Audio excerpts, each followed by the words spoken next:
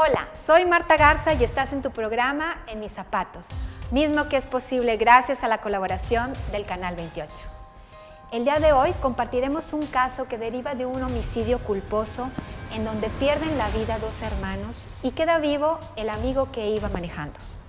También, como es costumbre, tendremos la presencia de un especialista en la materia que nos compartirá desde su experiencia los beneficios de la mediación penal al abordar este tipo de situaciones tan dolorosas.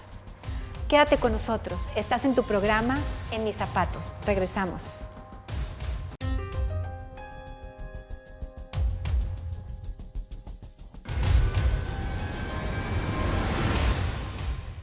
Gracias por continuar con nosotros. Acompáñenos a ver cómo una madre de familia nos comparte la dolorosa experiencia que ha pasado al perder a sus dos hijos en un incidente vial. Veamos la siguiente historia. Muchísimas gracias por aceptar acudir y comentarnos el testimonio de la situación que usted vivió, que sabemos que fue sumamente difícil. ¿Nos podría comentar qué fue lo que pasó? Bueno, mire, ellos venían de vacaciones, habían ido de vacaciones, se fueron nomás 3 días, que los 2-3 días eran. Andaban con una prima y el novio de la prima. Lo único que sabemos nosotros es que mi hijo traía el carro de donde venía. Y este niño, Guadalupe, le dice, dame el carro porque yo vengo ya muy aburrido, muy cansado. Sí, ahorita te lo doy. Lo único que sabemos es eso, ¿verdad? Que ellos venían, no sabemos si fue un tráiler, no sabemos qué motivo se orilló a que tuvieran esa volcadura tan fuerte, ¿verdad? Y pues ahí falleció mi hijo y mi otro hijo quedó muy grave. Y fue como hemos llegado a todo esto, ¿verdad? De que estuvo primero internado en la 21, después en la 6. Me lo dieron de alta, ya le digo, como a los 5 días de que me lo dieron de alta se volvió a poner malito. Me lo traje, lo internaron y a las horas pues falleció mi otro hijo. Y fue cuando dijeron ahí que tenía que estar yo hasta que no se diera todo como si hubiera sido el accidente, porque había muerto por secuelas del accidente. Y estuvimos hasta las 8 de la noche, él murió como a las 4:20 y estuvimos hasta las 8 más o menos, hasta que fueron todos, perito y todos, a ministerial y todos, hasta que fueron ya. Me dijeron, tiene que presentarse otro día a reconocer el cuerpo al universitario. Y sí, me fui, y allá estuvimos, y una licenciada pues ya me mandó al C4, y sí, ya fuimos y todo, y ella me explicó todo, ¿verdad? Que tenía que seguir esto, y dijo, es que ustedes de primero habíamos desistido, que no, pues no, ¿verdad? Eran amigos, eran conocidos, andaban, fue un accidente. O sea, nosotros nunca en ningún momento culpamos a este muchacho, ¿verdad? Fue un accidente como le pasó a él, le pudo pasar a uno de mis hijos, ¿no? Pero ya me dice una de las licenciadas de acá, del universitario, me dice, es que usted no es que sea ni interesada, ni mucho menos, dice. Lo que pasa es que fueron 2 vidas. Y aparte de este muchacho, dice, usted estuvo, o sea, haciendo muchos gastos, porque todos nos pidieron que colchón inflable, todo lo que, para las payagas. Entonces dice, todos los gastos que han hecho, pues tiene algo que les remunere. Y nosotros pues no queríamos muy bien porque, como le digo, eran amigos desde niños fueron amigos. Quieran o no, ¿verdad? El caso tiene que seguir, por ley. Fuimos a la audiencia, el juez nos preguntaba que cuánto íbamos a pedir. Pues nosotros no, dijimos lo que la ley establezca, nosotros no estamos de que queremos tanto, no. Y ellos ya nos orientaron de que viniéramos con el licenciado Fabio, para que él nos explicara y nos pusiera, para que las dos partes se pusieran de acuerdo. Y sí, o sea, aquí nos trató muy bien el licenciado, nos explicó, volvimos a ir con la licenciada. ¿La Ministerio Público? ¿O la fiscal? Sí, la fiscal. Y ella, igual que todos nos han tratado excelentes, o sea, nos han explicado, nos han dicho, ¿verdad?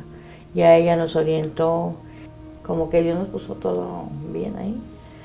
Ya habló él con nosotros, ya nos explicó lo que estaba dispuesto a ofrecernos, ¿verdad? Y ya le comenté a la licenciada, pues es esto, dijo, si ustedes están de acuerdo, ahí que está bien. Y fue lo que vinimos con el licenciado Pavens y él nos dijo que él hizo lo del acuerdo y ya fue. El muchacho que iba manejando fue el que se hizo responsable Sí. de los gastos que originaron. ¿Y Exacto. cómo fue ese proceso cuando lo vio? ¿Había tenido oportunidades de platicar antes con él? Mire, yo verdaderamente platicar así abiertamente con él, no. Así lo saludábamos, como siempre que llegaba, como está doña Gilio, pero que yo, hablar abiertamente con él, no. Nunca nos dijeron ni cómo pasó el accidente, nada. Nosotros estábamos en blanco, no. Y todavía hasta la fecha yo no sé ni cómo pasó. Y no quiero preguntar porque para mí es muy duro, le digo, ya no voy a resolver nada. Ya mis hijos no los tengo, le digo, no voy a revivirlos, ya. Por eso ya, también para evitar pues tanta vuelta para allí y para acá, digo mi esposo ya, que quede lo que él pueda dar y ya. Si está de acuerdo a la ley. Y fue lo que hicimos, ¿verdad? Y sí hemos hablado con él, pero como digo, nomás saludarlo. A mí se me hace muy duro hasta verlo, porque como eran muy amigos, siempre andaban juntos. Si aquí, como mi hijo trabajaba aquí, cada semana se ponían de acuerdo un día y se venían para acá donde vivía mi hijo. Y ahí, pues, que hacían la carne asada, que hacían... Convivían frecuentemente. Convivían frecuentemente. Por eso para mí el verlo es muy duro, porque yo me imagino ver a mi hijo. Y siempre que lo veo se me tiene que salir lágrimas, porque le digo yo, para mí, pues fue como un hijo también, este muchachito. Y por eso no, pues, yo rencor ni nada no le guardo a él. Para mí, pues fue un accidente. Lamentablemente mis hijos, los dos se me fueron. Vamos a un corte y cuando regresemos continuaremos con la segunda parte de esta historia.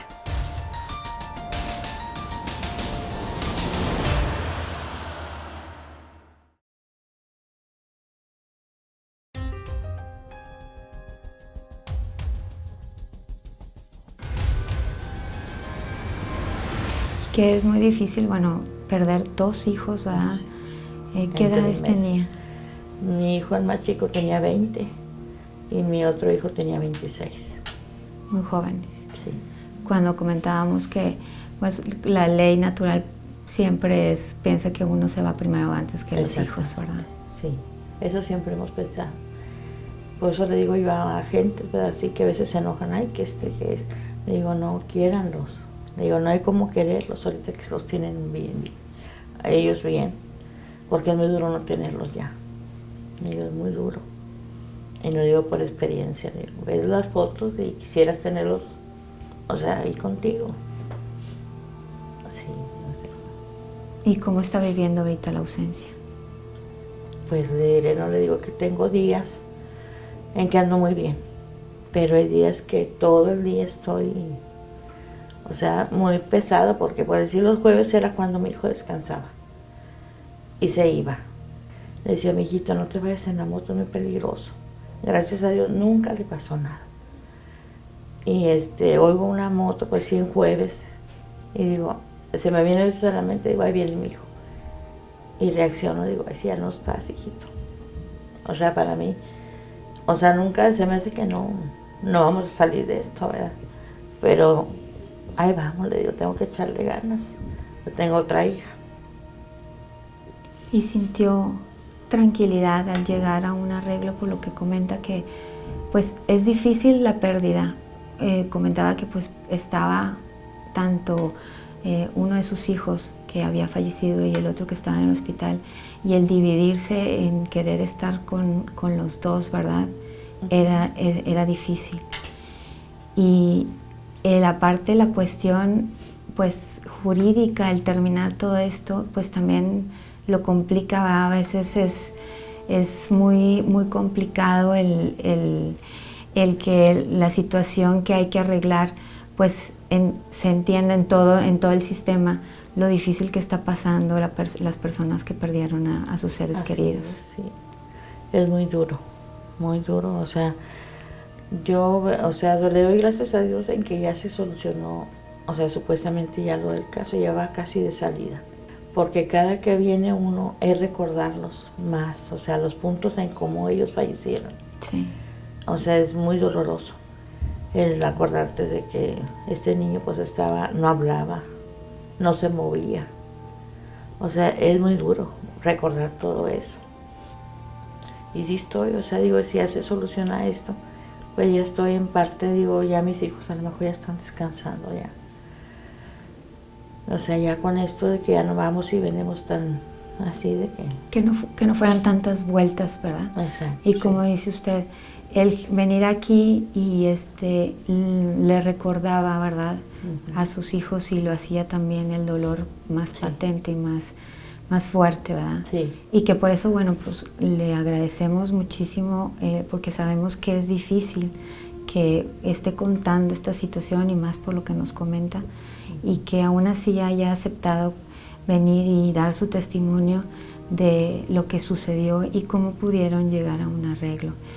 Si tuviera la oportunidad de recomendar o decirles algo a las personas que nos están viendo, ¿qué les diría? Que pues que quieran mucho a sus hijos, que no los, o sea, que sepan orientarlos. Eso es muy bonito, convivir con ellos. Mi esposo siempre me decía, ¿por qué a ti te dicen todo? Digo, porque les pones atención. Desde que llegan y levántate con ellos. Siéntate, escúchalos, no los regañes. O sea, ellos tienen un motivo a veces, o sea, para hacer alguna cosa que es indebida, pero es porque no les pones atención. Pónganles atención a sus hijos, ahorita que los tienen en vida. Porque el no tenerlos es muy duro. Y eso es lo que le digo a los padres, pónganles atención a sus hijos. Que les den consejos, se sienten con ellos en la mesa. Es muy bonito convivir con ellos. Y que te tengan esa confianza ellos a ti. Claro. Eso. Pues muchísimas gracias. De nada, licenciada. Estamos para servirles. Gracias. Acabamos de ver lo difícil que es perder a 2 hijos, y más aún, cómo se complica el tener que estar involucrado en un proceso penal en donde todo implicaba recordar a sus hijos cuando todavía no había tenido la oportunidad de llevar su duelo. Incluso pudimos escuchar cómo ella expresaba que era muy difícil abordar la situación con la persona responsable del homicidio culposo. Esto debido a que lo consideraba como un hijo, ya que sus hijos convivían con él desde que era pequeño.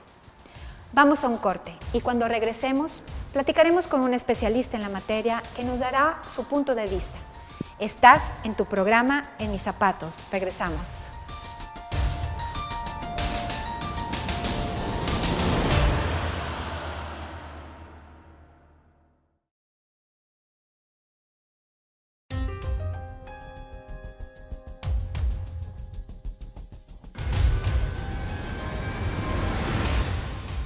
Gracias por continuar con nosotros. Nos acompaña el día de hoy la licenciada Paola Mariana Estrada García, quien es directora del Centro de Justicia Alternativa de Quintana Roo.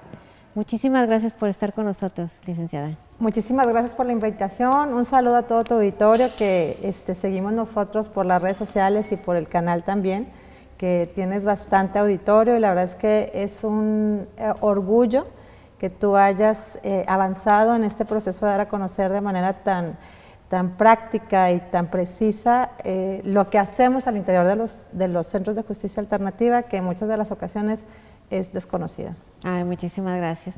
Para la gente que nos está viendo, bueno, el proceso, el centro que tú diriges, pues es el del Poder Judicial del Estado de Quintana Roo, y viene a ser pues nuestro homólogo, ¿verdad?, a lo que hacemos dentro del Poder Judicial del Estado de Nuevo León, lo cual hace muy importante y muy enriquecedor para que la gente sepa que esto, los métodos alternos y las aplicaciones de los mecanismos alternativos para resolver conflictos a través del diálogo y de la plática, donde un facilitador neutral e imparcial nos ayuda a resolver estos conflictos, pues es no únicamente en el Estado de Nuevo León, sino en todos los estados. Platícanos un poco a grandes rasgos, después de haber visto pues este testimonio en materia penal, ¿Cómo se aplica en el estado de Quintana Roo? Muchas gracias. Fíjate que ahorita que te estoy escuchando, la verdad es que nosotros estamos al frente de la parte humana del conflicto, y en este caso el conflicto penal. La historia y la teoría, y en este caso la práctica, nos ha dado cuenta que hemos ya pasado o hemos ya transigido de un proceso penal retributivo ahora ya uno restaurativo, en donde, como conocíamos en el retributivo, el Estado se sustituía por la víctima y por la comunidad, en donde no tenía ni voz ni voto para poder decir cómo fueron afectados con estas conductas que desafortunadamente fueron víctimas. Y esto pues evidentemente hacía que pues fuera muy no sé, retórica la parte en la que eran tomadas en cuenta. Y ahora con este sistema, ahora hablamos de cómo es que se ve afectada la víctima, cómo es que puede ser reparada. Hay una responsabilidad tanto de la víctima como del victimario frente al conflicto, porque ellos son los protagonistas de esta situación.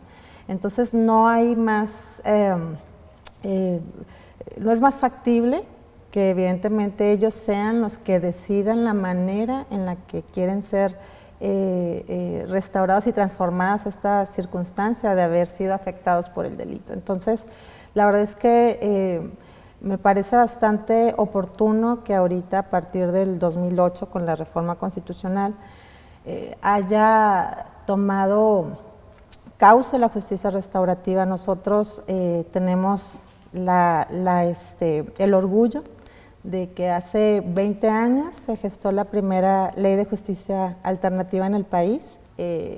Surge en 1997, pero hasta 1998 es que surge el primer centro en la ciudad de Chetumal, y posteriormente fuimos creciendo a lo largo de los municipios en el estado. Actualmente contamos con 4 centros de justicia alternativa, el primero ubicado en la ciudad capital, que es la ciudad de Chetumal, el segundo en la ciudad de Cancún, tercero en la ciudad de Cozumel y el último en Playa del Carmen. Pero asimismo tenemos presencia en todo el estado, porque tenemos la gran fortuna de estar dentro de las etapas de los procesos de conflictos que ya están judicializados, es decir, en la etapa de la conciliación nos es derivado el asunto cuando las partes así lo deciden, para que nosotros podamos intervenir y que de una manera muy responsable un facilitador pueda aplicar su conocimiento, sus técnicas, sus habilidades, y de esta manera ser el puente de comunicación que les permita, como ya decía antes, responsabilizarse de todo lo que fue la escalada del conflicto, ¿no? O sea, llegamos a un resultado, ahorita en materia penal, bueno, pues hay una afectación, hay un delito, hay consecuencias que reparar. En materia familiar, bueno, hay familias que evidentemente al ser tratadas bajo este tipo de mecanismos pueden, primero que nada, hacer conscientes qué tipo de patrones se están repitiendo de familias de origen, y que no queremos que se repitan en esta familia nuclear, ¿no? En esta familia que ahora estoy yo decidida a compartir, y que evidentemente pues no dieron un buen resultado, ¿no? Entonces, obviamente la materia civil con estos mecanismos que permiten hacer una negociación asistida, con un proceso equitativo, neutral, imparcial, consensuado, en fin, muchos beneficios y bondades de aplicar esta justicia que ya ahora sabemos está siendo llamada justicia adecuada, o esta justicia que le permite a las partes tener este acercamiento. Creo que la justicia alternativa ya no es correcto esta aceptación, porque pareciera que somos el plan B de las personas, cuando deberíamos de ser la primera oportunidad o la primera instancia a la que debemos de acudir, ¿no? Y efectivamente eso es muy importante, o sea, el cambiar o el crear esa cultura de si tengo un problema, primero me siento a platicar. a negociar, y en caso de que no nos podamos poner de acuerdo, bueno, pues existe la segunda instancia, que es la que conocemos como normal, ¿verdad? Exacto. La justicia tradicional de acudir ante un juez, Exacto. demandar o denunciar, que bueno, cuando se ha cometido algún delito, pues es importante que se lleve un proceso dentro de una denuncia, una querella. Sin embargo, es importante resaltar que existen las posibilidades de llegar a un arreglo como un acuerdo reparatorio, un plan de reparación del daño o abreviado, ¿verdad? Donde puedan acordar y responsabilizarse de los hechos ocurridos, ¿verdad? O de la comisión del delito sucedido. Claro. ¿Qué ventajas se puede ver a raíz de las experiencias que que has tenido en los procesos penales con las partes? Bueno, primero que nada, la verdad es que hay que tener claro que esto no es una puerta giratoria, o sea, el proceso penal, en este caso apoyado con la justicia restaurativa, no es una puerta giratoria para que las personas que delinquen o los victimarios tengan un acceso muy fácil a reparar el daño y que el delito se quede impune. La intervención del facilitador siempre va a tener este encargo de que haya una conciencia en el victimario del daño que ocasionó, que haya un arrepentimiento y que definitivamente haya una reparación. Es decir, no se busca el que no se responsabilice de los hechos cometidos, sino al contrario, que se responsabilice y que repare el daño. Así es. Fíjate, en nuestro país, por ahí la última estadística que tuve en mis manos del 2016, se hablaba de que había aproximadamente 379 centros penitenciarios, de los cuales alrededor de 157, es decir, un poquito más de la mitad, tenían sobrepoblación. Entonces, imagínate que dicen los expertos que si uno de cada 4 delitos se beneficiara por una salida alterna que tiene que ver con la intervención de nosotros, como llegar a acuerdos reparatorios o un procedimiento abreviado, como lo mencionabas, pues evidentemente bajaríamos este índice y tendríamos una sociedad más sana, tendríamos una sociedad que nos permitiera esta responsabilización, pero además esta posibilidad de hacer práctico que no todo es punitivo, o sea que si lo llevamos por esta dimensión de una salida alterna, la gente se beneficia aún más de las consecuencias, en este caso, pues negativas del delito, ¿no? O sea, se le da esta giro de 180 grados o de 360 grados de dar otra dimensión de lo que está Y es que estamos hablando de la reinserción, ¿verdad? De la reintegración y de hacer patente a la persona que cometió el delito.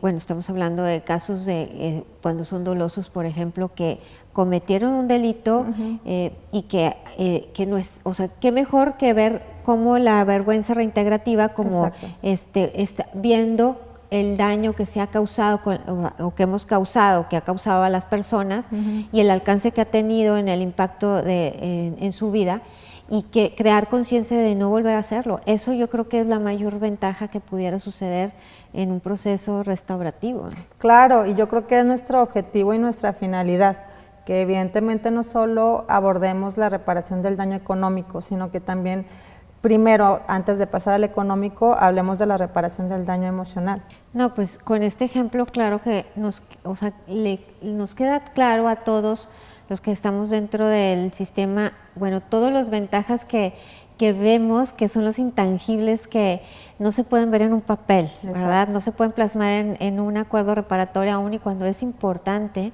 tener un acuerdo reparatorio donde se sancione se autorice por el juez o por el Ministerio Público, dependiendo en qué etapa se encuentre. Exacto. Estos cambios trascendentales de las personas, pues es un cambio de vida total. Exactamente. Y al final, como dices, te quedas con esa gratitud de que esto verdaderamente tiene otras consecuencias en nuestros usuarios y que la gente se lleva pues ese plus, ¿no? de recobrar la seguridad y de recobrar, perdón, la confianza primero en la institución, porque se sienten que verdaderamente se hizo justicia, pero además con la seguridad de que esa persona que desafortunadamente en algún momento ocasionó el daño no lo va a volver a hacer. Sí, es como un proceso también de sanación para poder terminar tu duelo, ¿verdad? Cuando has sufrido.